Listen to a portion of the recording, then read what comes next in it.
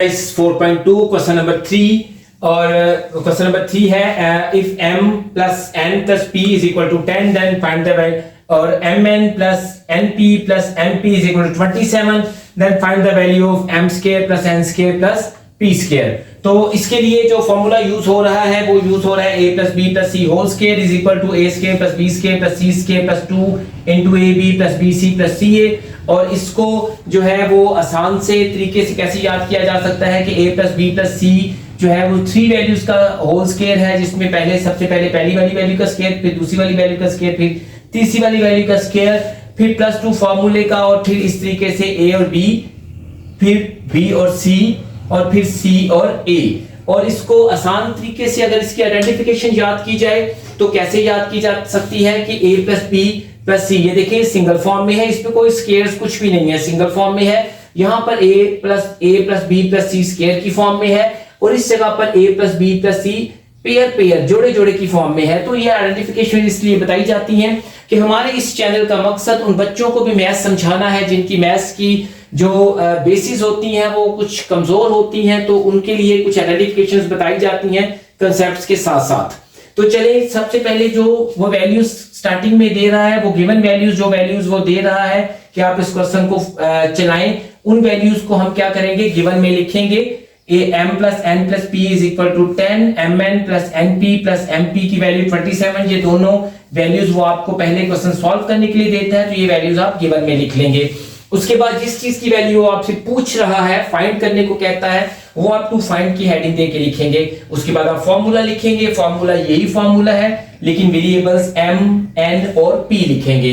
उसके बाद आप लिखेंगे, हेडिंग देंगे सॉल्यूशन की, और जब आप सॉल्यूशन की हेडिंग देंगे तो इसमें यही फॉर्मूले को आप क्या करेंगे, यहां पर कॉपी कर लेंगे जी। हम इसको यहां पर कॉपी करते हैं,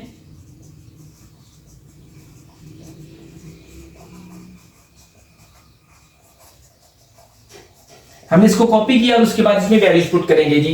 m plus n plus p, यहां से वैल्यूज देखें तो इसकी वैल्यू है जी 10, क्योंकि इसका स्क्वायर था तो 10 का भी क्या आ जाएगा square, m square n square p square. इसकी वैल्यू तो हमने फाइंड करनी, क्योंकि ये टू फाइंड में लिखा हुआ है तो इसको एज इट इज लिख देंगे जी।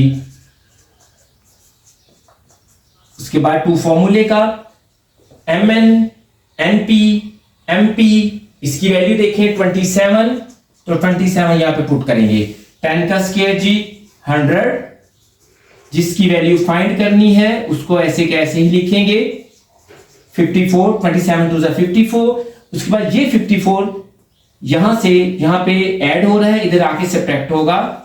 100 minus 54 is equal to m square plus n square plus p square. 100 में से 54 जो होगा वो सब्ट्रैक्ट करेंगे तो हमारे पास आंसर बचेगा 46 m square plus n square plus p square. तो स्टूडेंट्स हम क्या करेंगे, हम इसी तरह की क्वेश्चन नंबर 3 की तरह की एग्जांपल 3 है पेज नंबर 84 पर, और उसमें यहां पर जो वेरिएबल्स हैं वो यूज होते हैं m, n और p, और वहां पे जो वेरिएबल यूज हो रहे हैं वो यूज हो रहे हैं a, b और c के, क्योंकि ये क्वेश्चन और एग्जांपल्स एक तो ये पेपर्स में बहुत ज्यादा आती हैं, दूसरा ये बिल्कुल एक जैसी हैं। तो हम अब क्या करेंगे, उस एग्जांपल को हम सॉल्व करेंगे जी।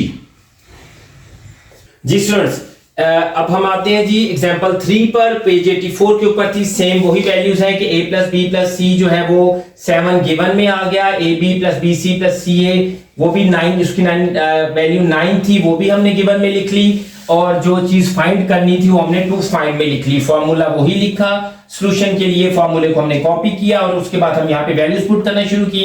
a plus b plus c की वैल्यू जो थी वो 7 पुट की देखकर, ab a square plus b square plus c square की वैल्यू हमने 2 फाइंड की, तो उसको एज इट इज लिख लिया। 2 की जगह पर 2 आया, ab bc और ca की वैल्यू हमने ऊपर से देखी 9 थी, 9 यहाँ पे पुट कर दिया। 7 का स्क्वायर क्या आएगा जी 49, इसको एज इट इज पुट करेंगे क्योंकि इसको हमने फाइंड करना है। 9 2s are 18, अब ये प्लस 18 है उधर जाके माइनस 18 होगा।